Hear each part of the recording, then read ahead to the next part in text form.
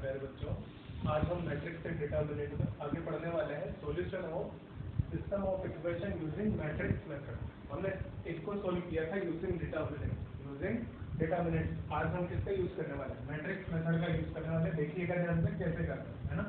आपको वो चीजें आराम से समझ में आई होगी। क्वेश्चन इन पे मस्ट से कि आने ही वाला है। देखिए मैं एक क्वेश्चन फिक्स है, इक्वेशन पे आएगा कि आएगा। अब देखें आप ध्यान से, मैं क्या लिख रहा हूँ, ध्यान देना है आपको। सबसे पहले मैंने लिखा एक मैट्रिक्स ए, एक मैट्रिक्स लिखा ए, जिसके अंदर मैं ले रहा हूँ A1 B1 C1 A2 B2 C2 A3 B3 C3। ये बात क्लियर हुई होगी। A3 B3 C3 clear. इस मैट्रिक्स को हम क्या बोला करते थे? Coefficient matrix. कोएफिशिएंट मैट्रिक्स क्योंकि इसके अंदर देखो x के कोएफिशिएंट फर्स्ट कॉलम बना रहे, y के कोएफिशिएंट सेकंड कॉलम और z के कोएफिशिएंट थर्ड कॉलम बना रहे। तो इस मैट्रिक्स को बोल दिया जाता है कोएफिशिएंट मैट्रिक्स। बात क्लियर हुई होगी। मैं देखें आप, एक दूसरा मैट्रिक्स ले रहा हूँ x, जिसे मैंने लिखा x y z। ये हमारे जो वेरिएबल्स है, ये जो हमारे वेरिएबल्स है x y z जो हमारे वेरिएबल आ रहे थे। देखो ये आ रहा है 3 क्रॉस 3, ये आ रहा है 3 cross 1 and another matrix b, जो क्या हो जाएगा, ये constant term d1 d2 d3 d1 d3। ये तीन मैट्रिक्स मैंने लिखे। अब आप अगर इसे ध्यान से देखेंगे तो मैं यहाँ पे लिखता हूँ a into x equal to में b, a into x equal to में b।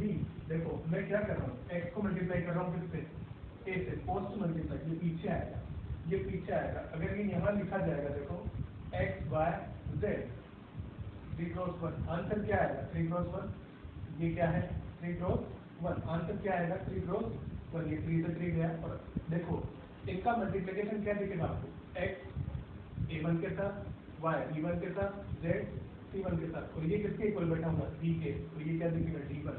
मतलब देखो a1x b1y c1z equal to b1। First element मिला। सेकंड एलिमेंट क्या मिलेगा, a2x b2y c2z equal to b2। वैसे ही साथ क्या मिल जाएगा, ये इक्वेशन मिल जाएगा। तो इन तीनों इक्वेशंस को अपन ऐसे लिख सकते हैं। ये मैट्रिक्स मैंने तीनों मैट्रिक्स अगर ऐसे बनाए तो मल्टीप्लाई होंगे, वो आपको ऐसा आंसर देंगे। क्या ये बात समझ नहीं होगी। तीनों मैट्रिक्स अब आप फाइंड कर सकते हैं। अगर इक्वेशन दे दी जाए, आप तीनों मैट्रिक्स लिख पाएंगे। क्या, coefficient matrix, variable matrix and constant term like matrix B हो गया। क्लियर, यहाँ पे दिख रहा होगा। अब देखो मैं इसे क्या कर रहा हूँ, मल्टीप्लाई बाय एडजॉइंट ए। मैं इसे मल्टीप्लाई कर देता हूँ किससे, एडजॉइंट ए से, इस पूरी इक्वेशन को। तो देखिएगा ये क्या बन जाने वाली है, adjoint a dot x equal to में एडजॉइंट a डॉट b। ये बात क्लियर होगी, ये बनेगा। अब आप ध्यान से देखें, ये क्या दिखेगा हमें, ये पढ़ा हुआ है हमें प्रॉपर्टीज ऑफ एडजॉइंट में। एडजॉइंट a इंटू a किसके इक्वल होता है, determinant of a dot i। x से मल्टीप्लाई होगा, सिंपली वो क्या देगा आपको, x ही देगा। क्या क्लियर, सामने दिख रहा है एडजॉइंट a, ये a लिखा हुआ है, adjoint a dot b। Clear, यहाँ से हमें x जो होगा वो कैसा मिल जाएगा, adjoint a upon determinant a dot b। ये क्लियर हुआ होगा। तो देखो यहाँ से x जो वेरिएबल मैट्रिक्स था, जो वेरिएबल की वैल्यूज आपको ढूंढने, x का, y का, z का। अब इधर आप सोल्व करेंगे तो जब भी एक मैट्रिक्स मिलेगा मुझे, उसको इससे कंपेयर करेंगे, हमें x y z तीनों के वैल्यूज मिल जाएंगे, हमें तीनों के वैल्यूज मिल जाएंगे। आप सोल्व करेंगे वैसे भी। तो ये देखो ये फॉर्मूला हमारा बना। मैं इससे चाहूँ तो मैं ऐसा लिख सकता हूँ, क्या x इक्वल टू में a इनवर्स डॉट b। ये a इनवर्स का फॉर्मूला है, तो इसे हम ऐसा भी लिख सकते हैं, और करके लिख लें आप a इनवर्स डॉट b। ये बात समझ में आई होगी। क्या देखो चाहो तो यहाँ से भी आप डायरेक्टली देख सकते थे। यहाँ पे मैं प्री मल्टीप्लाई कर देता किससे, a इनवर्स से, जैसे एडजॉइंट लिया ना उसकी जगह a इनवर्स लेता, तो ये बन जाता i x equal to a inverse b। Directly हमें ये भी मिल जाता। क्लियर, डायरेक्टली आपको ये मिल सकता था। बात क्लियर हुई होगी। अब देखिएगा ध्यान से, मैं ये फॉर्मूला लेके चलूंगा और आगे बात कर रहा हूँ। ये सब आपको समझ में आया होगा। इस फॉर्मूले में इसमें केस बना लेते हैं, कब यूनिक सॉल्यूशन होगा, कब आपका क्या होगा नो सॉल्यूशन, और कब आपका होगा इनफाइनाइट सॉल्यूशन। चलिए मैं इधर मिटा रहा हूँ, फिर इस फॉर्मूले को लेके बात करेंगे फिर, है ना, एक्स वाले फॉर्मूले को। चलिए हम बात करते हैं, हमारे पास इक्वेशन थी ए एक्स इक्वल टू में बी। देखो यहाँ से आपको एक्स मिला था adjoint A dot b upon determinant a. यहाँ पे दो केस बनने वाले हैं, दो केस बनने वाले हैं। पहला केस, जब आपका डेल्टा ए कैसा हो not equal to zero, delta A not equal to zero. इस केस में अगर ये जीरो नहीं है हमें मिलेगा unique solution. Unique solution, solution unique होगा तो सिस्टम कैसा होगा कंसिस्टेंट, सिस्टम कैसा होगा कंसिस्टेंट होगा। बात क्लियर। दूसरा केस मैं ले रहा हूँ, डेल्टा ए डिटर्मिनेंट ए कैसा हो जाए जीरो, डिटर्मिनेंट ए कैसा हो जाए जीरो हो जाए। अब इसमें भी देखो डिनोमिनेटर पार्ट तो जीरो हुआ, इसके दो फर्दर केस बनाता हूँ, इसके फर्दर दो केस बनाता हूँ। देखो इसमें पहला केस ऊपर वाला part adjoint A dot B equal to zero, और इधर दूसरा केस, उस केस में adjoint A dot B is not equal to zero. एक बार के लिए जीरो हो जाए और एक बार के लिए नॉट इक्वल टू जीरो हो जाए। इस केस में अगर ये जीरो होगा तो इस केस में आपके बनेंगे infinite solution. Infinite solution, infinite solution आएगा, सिस्टम कैसा होगा कंसिस्टेंट। क्लियर। इधर आएगा नो सॉल्यूशन, नो सॉल्यूशन आएगा और सिस्टम कैसा होगा इनकंसिस्टेंट। तो ये वही वाले केस सारे बन गए आपके, ये सारे केस वही बन के आपको दिख गए। अब मैं ये समझाता हूँ ये कैसे आए होंगे।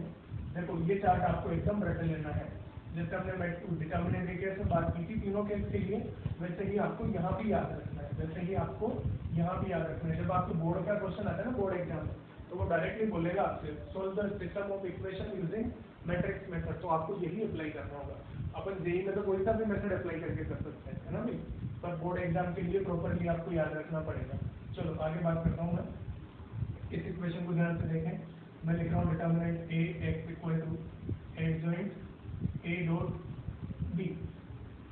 ये वाला केस जब आपने इसे नॉट इक्वल टू जीरो लिया, नॉट इक्वल टू जीरो लिया, लेट से मैंने 2 ले लिया, लेट से मैंने क्या ले लिया 2 ले लिया, तो x इक्वल टू क्या बन जाएगा, यहाँ पे 2 आ जाएगा नीचे, और ऊपर वाला अगर जीरो होगा तो x का वैल्यू जीरो आ जाएगा, मतलब x y z कैसे आ जाएंगे जीरो आ जाएंगे। अगर ये नॉन जीरो होगा तो x y z के वैल्यूज आपको एक एक आंसर मिल जाएगा x y z का तीनों का। ये बात क्लियर हो जाएगी।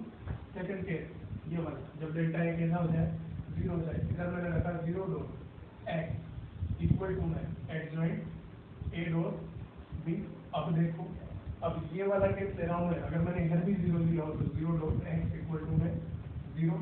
आप एक्स का वैल्यू कुछ भी डालें, 1 डालें, 2 डालें, 3 डालें, 4 डालें, 5 डालें, 6 डालें, सब कुछ सेटिस्फाई करेगा, मतलब सॉल्यूशन इनफाइनाइटों में। अगर ये कैसा हो नॉन जीरो, मतलब ये कैसा बैठे 2 बैठ जाए, अगर ये कैसा हो नॉन जीरो हो, मान लो इसको मैंने बिठाया 2, अगर ये 2 होगा तो यहाँ पे क्या एक्स का वैल्यू क्या डालें कि वो जीरो से मल्टीप्लाई होकर 2 दे दे, एक्स का वैल्यू में क्या दूं कि वो जीरो से मल्टीप्लाई होकर 2 दे दे, वो तो हमेशा जीरो ही देने वाला है ना। देखो zero is not equal to 2, ये मिलेगा zero is not equal to 2, तो ये कभी पॉसिबल है क्या, ये मैट्रिक्स लिया है नहीं मैंने ना, ये मैट्रिक्स आएगा यहाँ पे, और मैट्रिक्स कैसा होगा स्क्वायर मैट्रिक्स होगा, है ना, क्लियर मैट्रिक्स होगा। चलिए आगे बात करें, आगे बात करते हैं, आगे बढ़ते हैं, क्वेश्चन देखते हैं, है ना भाई, ये लिखे यहाँ फटाफट से चार्ट बना है, मैं क्वेश्चन दे रहा हूँ। तो बच्चों अब आ जाओ क्वेश्चन देखते हैं। पहला क्वेश्चन मैं करवाऊंगा, 2 क्वेश्चन आपके लिए हो जाएंगे होमवर्क। चलो पहला क्वेश्चन देखते हैं। सबसे पहले जब इसे हमें अवयव विधि द्वारा हल करना है तो सबसे पहले मैं क्या ज्ञात करूंगा, ए गुणांक सारणी, गुणांक आलू, या फिर अपना क्या बोलेंगे इसे कोफिशिएंट मैट्रिक्स। सबसे पहले हम इसे क्या बोलेंगे कोफिशिएंट मैट्रिक्स। मैट्रिक्स मेथड से सोल्व कर रहे हैं तो ये क्या दिखेगा 1 1 2 1 -1 1 1 1 -1, क्लियर। ये मिला होगा, x क्या मिल जाएगा,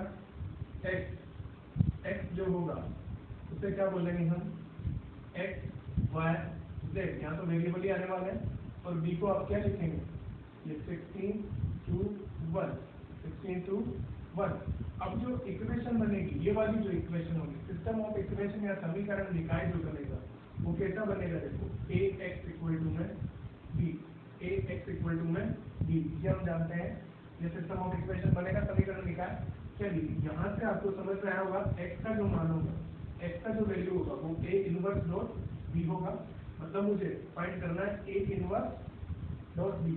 तो ये a आपको पता है, a इनवर्स फाइंड करने के लिए सबसे पहले मैं चेक करूंगा कि इसका जो डिटर्मिनेंट आने वाला है डेल्टा, वो क्या आने वाला है, डिटर्मिनेंट क्या आने वाला है। इसका डिटर्मिनेंट हम ढूंढ रहे हैं। डिटर्मिनेंट ढूंढने के लिए मैं इसमें प्रॉपर्टीज लगा देता हूँ। पहले कौन सी प्रॉपर्टीज लगा के इसे देख लेते हैं हम ना भाई। डिटर्मिनेंट तो देखो मैं क्या लगा रहा हूँ, तो रो 1 को चेंज कर रहा हूँ, रो 1 माइनस रो 3, और रो 2 पे भी सेम चीज, तो रो 2 माइनस रो 3 है ना भाई। देखें 1 माइनस 3 0 0, और इधर क्या करेंगे माइनस करेंगे 3। ये डायरेक्टली इसी से काम हो जाएगा, ये ऑपरेशन लगाने की जरूरत ही नहीं है, हमने यही लगा दिया। इसके अब हम एक्सपेंड कर देंगे है ना। ये देखो 1 माइनस 1 1 1 1 माइनस 1, क्लियर। इसका वैल्यू देखें आप, इसका वैल्यू देखें क्या दिखेगा, इसके लोग पर मैं प्लस माइनस प्लस 3 1 माइनस हो मतलब डिटर्मिनेंट ए आपको क्या दिख रहा है, 6 दिख रहा है। डिटर्मिनेंट है नॉट इक्वल टू 0 मतलब ए इनवर्स एग्जिस्ट करेगा, ए इनवर्स एग्जिस्ट करेगा।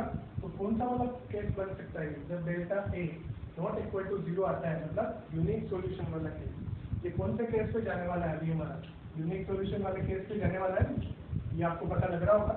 अगर डेल्टा 0 होता तो फिर तो नो सॉल्यूशन या इनफाइनाइट सॉल्यूशन की बात हम करते, फिर तो नो सॉल्यूशन या इनफाइनाइट सॉल्यूशन की हम बात करते हैं। But delta not equal to 0 आ रहा है, मतलब यूनिक सॉल्यूशन हमें मिले। अब मुझे क्या ढूंढना है, इनवर्स ढूंढना है इसका। तो चलिए हम बात कर लेते हैं एडजॉइंट ए की।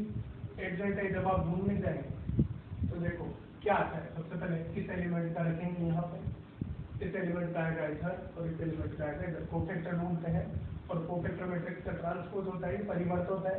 परिवर्त होता है तो हम पहले रो से पहला कॉलम बनाएंगे, क्लियर। इस एलिमेंट का ढूंढे प्लस के साथ आएगा 1 माइनस 1 0, इस एलिमेंट के लिए 0। इसका आएगा माइनस के साथ, ये देखो माइनस 1 माइनस 2 माइनस 3, और इसका आता है माइनस, तो हो जाएगा प्लस 3, क्लियर। इसकी बात करें 1 प्लस 2 3 विद पॉजिटिव साइन, ये 3। चलो इस एलिमेंट की बात करें, इस एलिमेंट के लिए आपको क्या दिखेगा, ये माइनस 1 और माइनस 1 माइनस 2, इसके साथ आता है माइनस 2, तो ये बन जाएगा 2, क्लियर। इस एलिमेंट की बात करेंगे माइनस 1 माइनस 2 माइनस 3, इसका आता है प्लस, मतलब माइनस 3 एज इट इज यहाँ बैठेगा। इस एलिमेंट की बात करेंगे, देखो 1 माइनस 2 माइनस 1 आएगा, और इसके साथ आता है माइनस, तो ये बना देगा उससे 1, बात क्लियर हुई होगी। अब आगे बात करें किसकी, इस एलिमेंट की, क्या दिखेगा 1 प्लस 1 2, इसके साथ प्लस आता है एज इट इज 2। इसकी बात करें माइनस आता है 1 माइनस 1 0 0 आएगा, साइन का कोई फर्क नहीं पड़ेगा। ये वाला बात करें प्लस आता है माइनस 1 माइनस 2, ये आ गया माइनस 2। ये हमें क्या मिला, एडजॉइंट मिला, एडजॉइंट मिला। अब मैं ढूंढ लेता हूँ ए इनवर्स। ए इनवर्स क्या हो जाएगा, एडजॉइंट ए अपॉन में डिटर्मिनेंट ए। डिटर्मिनेंट ए का वैल्यू क्या है 6, 1 अपॉन 6, तो आप हर एक एलिमेंट से मल्टीप्लाई करेंगे, ये क्या बनेगा देखिए 0 1 upon 3 1 upon 3 1 upon 2 minus 1 upon 2 0 1 upon 2 1 upon 6 और माइनस 1 अपॉन 3। ये आपको क्या मिल गया, ए इनवर्स। इसे किससे मल्टीप्लाई करते हैं, बी से। इसे किससे मल्टीप्लाई करते हैं, बी से। देखिए हमें x क्या मिल जाएगा, x को क्या लिख दें, ये x y z, ये क्या मिलेगा आपको, एज इट इज मैं लिख रहा हूँ 0 1 upon 3 1 upon 3 1 upon 2 minus 1 upon 2 0 1 upon 2 1 upon 6 and minus 1 upon 3। आप इसे मल्टीप्लाई करते हैं किससे, b से। b क्या दिया हुआ 16 to 1 16 to 1। देखो मल्टीप्लिकेशन के बाद ये क्या मिलेगा आपको, ये था 3 क्रॉस 3, ये 3 क्रॉस 1, जो आंसर आने वाला है वो आने वाला है 3 क्रॉस 1, क्लियर। पहला एलिमेंट देखें, ये 2/3 वो प्लस 1/3 3/3 मतलब 1 क्लियर। नेक्स्ट बात करें 16/2 8 माइनस 1 8 माइनस 1 7 और 0 7। इधर बात करें क्या है 8 प्लस 1/3 माइनस 1/3 ये कैंसिल फाइनली 8। तो x का वैल्यू 1, y का वैल्यू 7 और z का वैल्यू 8। क्लियरली आपको ये समझ में आया होगा मेथड कैसे किया। ये दोनों क्वेश्चन अब आप लोग कर सकते हैं सेम तरीके से। अगर डिटरमिनेंट a यहाँ पे 0 आ जाएगा तो आपको दो केस पता है। आपको चेक करना होगा क्या HZA.B अगर वो आपको मिलेगा 0 मतलब इनफाइनाइट सॉल्यूशन, अगर वो non zero then no solution. Clearly कर सकते हैं। लिखे था बच्चों। अब आगे बात करते हैं आगे characteristic equation and characteristic roots. देखो ये जो टॉपिक है ये इतना ज़्यादा इम्पोर्टेंट नहीं है, इसका इम्पोर्टेंस इतना ज़्यादा नहीं, पर हम पढ़ लेते हैं। कई जगह बात होती है आपके कैरेक्टरिस्टिक रूट्स की, तो आपको ध्यान रहे। क्लियरली देखें मैं क्या बोल रहा हूँ। देखो for a square matrix A, for a square matrix A minus xi equal to 0 is called as its characteristic equation। अब देखो कोई स्क्वायर मैट्रिक्स A है, उसके लिए ये जो डिटरमिनेंट आप सोल्व करेंगे A minus x dot I ये जो डिटरमिनेंट आप सोल्व करते हैं ये क्या हो गया एक स्क्वायर मैट्रिक्स, I क्या हो गया आइडेंटिटी मैट्रिक्स, x क्या हो गया एक वेरिएबल लिया है मैंने, x क्या लिया है एक वेरिएबल, इसे चाहें तो आप ऐसा लिखें A माइनस एक्स आई। अब आपको क्लियर हुआ होगा A माइनस एक्स आई। तो ये जो इक्वेशन आपको मिलेगी ना सॉल्व करने के बाद उसे क्या बोला जाता है A की characteristic equation and roots of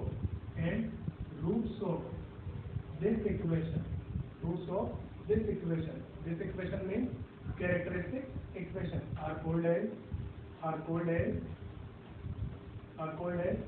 characteristic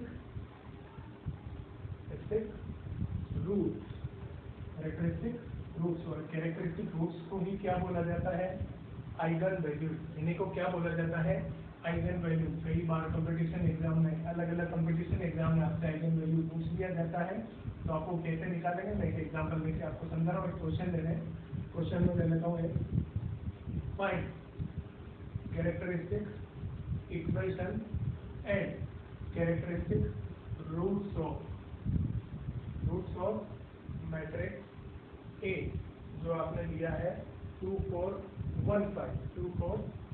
एक मैट्रिक्स है मेरे पास A जो स्क्वायर मैट्रिक्स दिया हुआ है, आपको उसका कैरेक्टरिस्टिक इक्वेशन और उसके रूट्स निकालने हैं। चलिए बात कर लेते हैं। सबसे पहले मुझे ये चीज फाइंड करनी पड़ेगी A माइनस एक्स आई। देखो A आपने लिखा होगा 2 4 1 5 माइनस एक्स एक वेरिएबल है जो किससे मल्टीप्लाई हो रहा है आइडेंटिटी मैट्रिक्स से, तो x 0 0 x ऐसा कुछ आया होगा। इससे आप सोल्व करते हैं ये आपको क्या दिखेगा। अब डिटरमिनेंट लेना है इसका, है ना, तो पहले मैट्रिक्स बना लेते हैं हम। ये क्या मिलेगा देखो 2 माइनस एक्स और 1 5 माइनस एक्स ऐसा कुछ मिला होगा। अगर मैं इसका डिटरमिनेंट सोल्व करूँगा A माइनस एक्स आई वो मुझे क्या मिल जाएगा देखिए आप 2 minus x multiply by 5 minus X minus में 4 इक्वल टू 0। यही बनेगी कैरेक्टरिस्टिक इक्वेशन। सॉल्व करें क्या दिखेगा देखो 10 minus 2x minus 5x minus 7x plus X square minus 4 equal to में 0। क्या मिलेगी X square minus 7x plus 6 equal to 0। Factorise कर लें इसे, क्या लिखूँ मैं X square minus 6x minus X plus 6 equal to 0। इसके फैक्टर क्या बन जाने वाले हैं भाई, इसके factor x minus 1 x minus 1 into X minus 6 equal to 0। X का वैल्यू क्या है 1 और 6। ये क्या होंगे characteristic roots eigen value for matrix A, eigen values for matrix A 1 और 6 आया, क्लियर है, आप कर सकते हैं। 1 और 6 क्या आएगा ना भाई, 1 और 6 बिल्कुल क्लियर है, 1 और 6 बात समझ में आई। चलिए बच्चों अब आगे आ जाइए आप, आगे हम बात करते हैं CH थ्योरम। CH थ्योरम, ये थ्योरम क्या बोलती है, ये थ्योरम हमें इतना सा बताती है, every square matrix A satisfies it's characteristic equation. कोई भी एक स्क्वायर मैट्रिक्स होगा ना, वो उसकी कैरेक्टरिस्टिक इक्वेशन को सेटिस्फाई करेगा। कैरेक्टरिस्टिक इक्वेशन आपको निकालना मैं सिखा चुका हूँ, वो कैसे निकलती है, a माइनस एक्स आई को 0 रखे, a माइनस एक्स आई को 0 रखे, और ये जो मैट्रिक्स होगा वो इसे सेटिस्फाई करेगा। जैसे x का वैल्यू आया था कुछ, X square minus 6x plus 7 equal to 0, ऐसा कुछ, या 7x प्लस 6 इक्वल टू 0, ऐसा कुछ था हमारे पास, ऐसा कुछ इक्वेशन आया था पिछले क्वेश्चन में। तो यहाँ पे देखो x की जगह आप क्या बिठा सकते हैं, a square minus 7a plus 6, ये क्या हो जाएगा, 0 हो जाएगा, ये क्या हो जाएगा, 0 हो जाएगा। इसका मतलब ये है। अब एक क्वेश्चन में इसका ले लेता हूँ, आप क्वेश्चन देखें, आप क्वेश्चन देखें, क्वेश्चन लिख रहा हूँ मैं, इफ fx इक्वल टू है x square minus 3x plus 3 and a आपको दिया हुआ है 2 1 माइनस 1 1 is the square matrix, is the square matrix, then prove that f of a equal to 0, f of a equal to 0 and find a to the power 4, and find a to the power 4। अब आप ध्यान से देखें, अब आप ध्यान से अगर क्वेश्चन को देखें तो आपको देखो एक पॉलिनोमियल दिया हुआ है, एक पॉलिनोमियल दिया हुआ है x square minus 3x plus 3, और एक मैट्रिक्स दिया हुआ है a, एक स्क्वायर मैट्रिक्स है। हमें क्या बोलना हुआ है कि f of a equal to में 0 आ जाए, मतलब यहाँ पे x की जगह a डालेंगे तो ये किसके इक्वल आ रहा है, 0 के इक्वल, ये किसके इक्वल आ रहा है, 0 के इक्वल। मतलब मुझे क्या प्रूव करना है, देखो a square minus 3a plus 3 equal to 0, ये प्रूव करना है आपको। तो आप क्या कर सकते हैं, पहला मेथड आपका क्या होगा, आप a को उठा के a का स्क्वायर निकाल के यहाँ डालें, माइनस 3a प्लस 3, इसे सॉल्व करेंगे तो सिंपली जो आंसर आने वाला है उस मैट्रिक्स के सारे एलिमेंट्स कैसे आने चाहिए, 0 0 0 0, उसके एलिमेंट एक 0 मैट्रिक्स आएगा, वो सामने एक 0 मैट्रिक्स आपको मिलेगा। ये आप कर सकते हैं बहुत आसानी से, ये वाला तरीके से आप कर सकते हैं। अब दूसरा हम सोचे कैरेक्टरिस्टिक इक्वेशन के पॉइंट ऑफ व्यू से, देखो अगर a इस इक्वेशन को सेटिस्फाई कर रहा है तो a किसे सेटिस्फाई करता है, उसकी कैरेक्टरिस्टिक इक्वेशन। तो मैं क्या करूँगा, मैं उल्टे अप्रोच से जाऊँगा, मैं इसकी कैरेक्टरिस्टिक इक्वेशन ढूंढूँ और वो इक्वेशन मेरी क्या निकल के आ जाए, ये अगर आ जाएगी तो वो उसे अपने आप सेटिस्फाई करेगा, उसे अपने आप सेटिस्फाई करेगा। चलिए हम ढूंढते हैं a माइनस एक्स आई, ये क्या दिखेगा, देखो a 2 1 माइनस 1 1 माइनस एक्स आई एक्स 0 0 एक्स, क्या दिखेगा भाई, ये देखें 2 माइनस एक्स 1 माइनस 1 और 1 माइनस एक्स।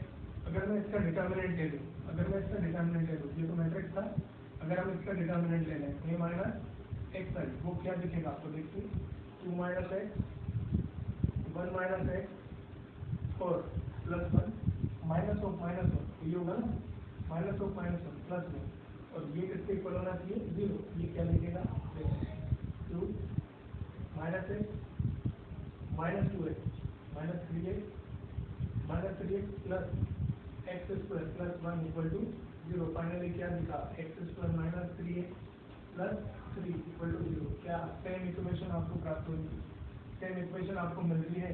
अगर ये इक्वेशन सेम हमें मिलती है, ये इक्वेशन हमें सेम यहाँ पर मिलती है, तो हम क्या बोल पाएंगे, ये इसकी कैरेक्टरिस्टिक इक्वेशन होगी और a इसे सेटिस्फाई करेगा ही करेगा। a यहाँ डालते हैं, आपका काम हो गया। ये आपको जो प्रूव करना था वो प्रूव हो चुका है, जो प्रूव करना था वो आपका प्रूव हो चुका है। अभी मैं अगर बात करूँ, देखो यहाँ पे a डालेंगे तो ये मिल जाएगा ना। अब हमें क्या फाइंड करना है, a to the power 4, a to the power 4 find करने के लिए देखो आपके पास तरीका क्या होगा कि आप a को 4 बार मल्टीप्लाई कर लें, a को 4 बार मल्टीप्लाई कर लें, या फिर मैं इसका यूज करूँगा, हेंस बोला हुआ है तो हमें इसका यूज करना पड़ेगा। a स्क्वायर को आप क्या लिख सकते हैं, 3a minus 3 into I clear? 3 into I, यहाँ तो 3 लिखा हुआ है मतलब मैट्रिक्स आएगा तो आई आएगा सिंपली, यहाँ क्या आएगा? आई आएगा सिंपली, तो ये ऐसा दिखेगा कि आपको, ठीक है। अब अगर आप दोनों साइड स्क्वायर करें, स्क्वायर बोथ साइड, ये क्या दिखेगा? A to the power 4 equal to में 9 आप ले लें, ये क्या दिखेगा? ए स्क्वायर प्लस में आई स्क्वायर को क्या बोल देंगे? आई। देखो ये क्या दिखेगा? माइनस में 2a, यही मिलेगा क्या आपको? अब आप ए स्क्वायर उठा के यहाँ डालें, आई यहाँ डालें माइनस 2a, ये अब आसानी से आप सोल्व कर पाएंगे। देखें यहाँ क्या करें, 9 इसको लिखते हैं, देखो ब्रैकेट में ले रहा हूँ मैं, है ना भाई, ये ब्रैकेट में लेते हैं a 2 1 माइनस 1 1 2 1 माइनस 1 1 प्लस 1 0 0 1 माइनस 2 टाइम्स 2 1 माइनस 1 1, ये सोल्व कर लें, ये आप सोल्व कर लें, आपको अपने आप आंसर मिल जाएगा, ये आराम से कर सकते हैं। क्लियर है? क्लियर है? चलें आगे बढ़े। चलिए बच्चों आ जाइए नेक्स्ट क्वेश्चन पे। नेक्स्ट क्वेश्चन में आपको दिया है if A is this then show that this. देखो अगर यदि ए ऐसा है तब प्रदर्शित करें ये सब कुछ, तब प्रदर्शित करें ये। देखो क्या करना है हमें क्या करना है, ये मैट्रिक्स दिया हुआ है, ये मैट्रिक्स दिया हुआ है, तो ये क्या दिख रही है आपको? इनमें एक इक्वेशन दिख रही है, ए में एक इक्वेशन दिख रही है, तो सिंपली मुझे समझ में आएगा इक्वेशन की बात हो रही है, मतलब इसकी कैरेक्टरिस्टिक इक्वेशन की बात कर लें एक बार। इसकी कैरेक्टरिस्टिक इक्वेशन की एक बार में बात कर लूँ, वो कैसे मिलती है? a minus X I equal to 0 से, चलिए सॉल्व कर लेते हैं। a माइनस एक्स आई क्या दिखेगा आपको? a को रखें ऐसे से 1 2 0 2 माइनस 1 0 0 0 माइनस 1 और माइनस में x 0 0 0 x 0 0 0 x। क्लियर? ये क्या मिला होगा आपको सोल्व करने के बाद?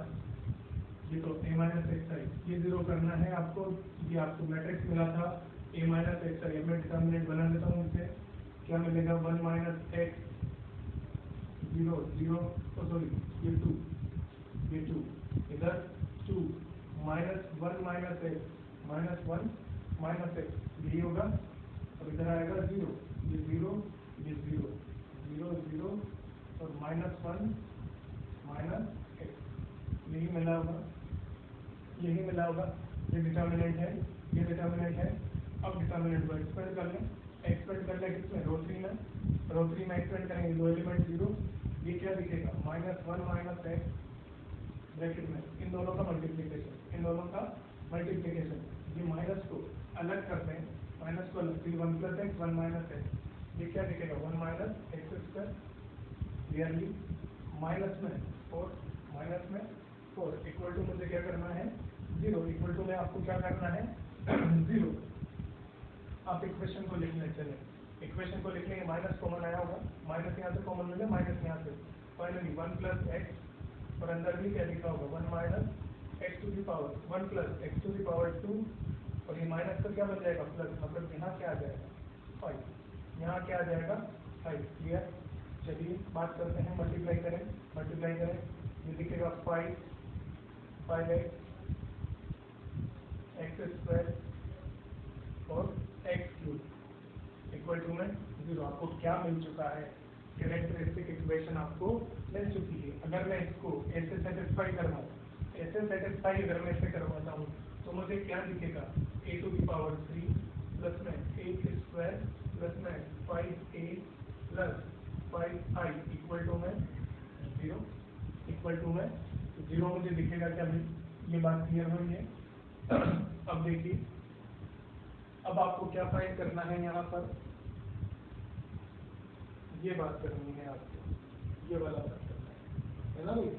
ये हमें बात करनी है, ए इनवर्स हमें फाइंड करना है, 5a इनवर्स। मैं इसे मल्टीप्लाई करता हूँ, multiply by a inverse, multiply by a inverse, क्या दिखेगा आपको? a इनवर्स से मल्टीप्लाई करेंगे, ये क्या बन जाएगा?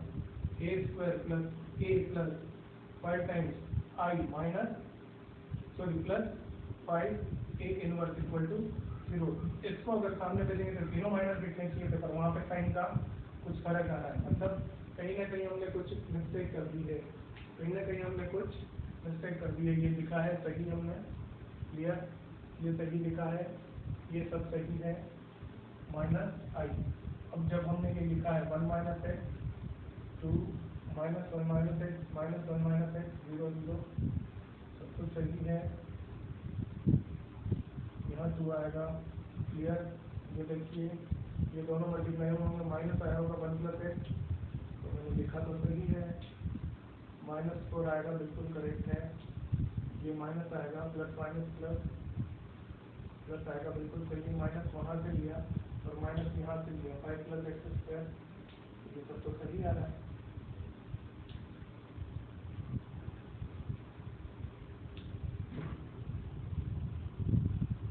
हाँ तो आ जाइए बच्चों, आगे नेक्स्ट क्वेश्चन देखते हैं। देखो आपको दिया गया है if A is this then show that is, अगर यदि ए ये है तब प्रदर्शित करें ऐसा कुछ।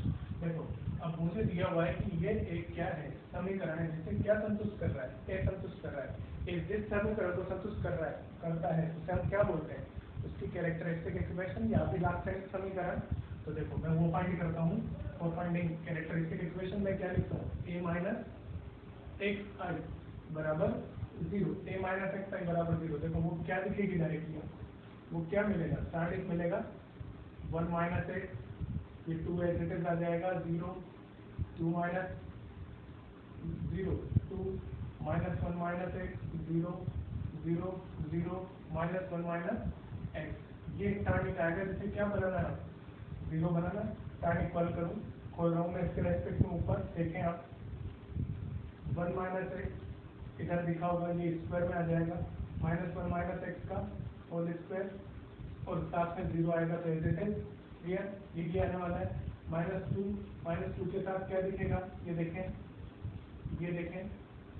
2 into minus 1 minus x, clear? और बाकी तो 0, तो यही आने वाला है। और ये क्या बन जाने वाला है, 0।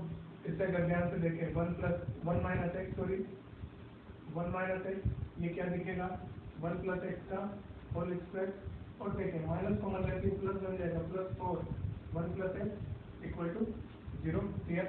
देखो क्या कॉमन आ रहा है, 1 प्लस एक्स में बाहर ले लेता हूँ, 1 माइनस एक्स 1 प्लस एक्स क्या बनेगा 1 माइनस एक्स स्क्वायर, और ये क्या बनेगा प्लस में 4 इक्वल टू 0।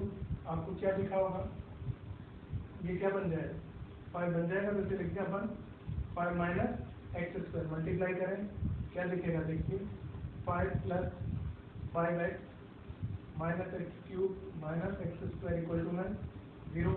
इसे क्या संतुष्ट करेगा, ए से सेटिस्फाई करेगा। आप ए डाल दें यहाँ पे, मैं माइनस को चेंज कर देता हूँ, है ना भाई, a cube plus a square minus 5a plus 5i equal to 0। अब मुझे इक्वेशन में इंट्रोड्यूस कराना है ए इनवर्स। मैं इसे क्या कर रहा हूँ, मल्टीप्लाई कर रहा हूँ, multiply by A inverse. A inverse में से मल्टीप्लाई किया होगा, ए कैंसिल हो जाएगा, ये क्या बचेगा ए स्क्वायर ये बना होगा, ये क्या बनेगा ए बनेगा, प्लस में ए, ये क्या बन जाएगा ए इनवर्स इंटू ए आई बनता है 5i, और ये देखो आई के साथ यहाँ क्या आ जाएगा plus 5a inverse equal to 0। अगर आप ध्यान से देखेंगे इसे, सॉरी ये माइनस था ना, यहाँ ये माइनस आएगा, ये माइनस आएगा, ठीक है? क्योंकि ये देखो ये तो माइनस के साथ है ना, कॉन्स्टेंट है, ये माइनस हो गया। अब अगर इसे आप सामने भेज दें तो आपको ये चीज़ दिखी होगी, हेंस प्रूफ हो गया आपका काम। देखिए तक आप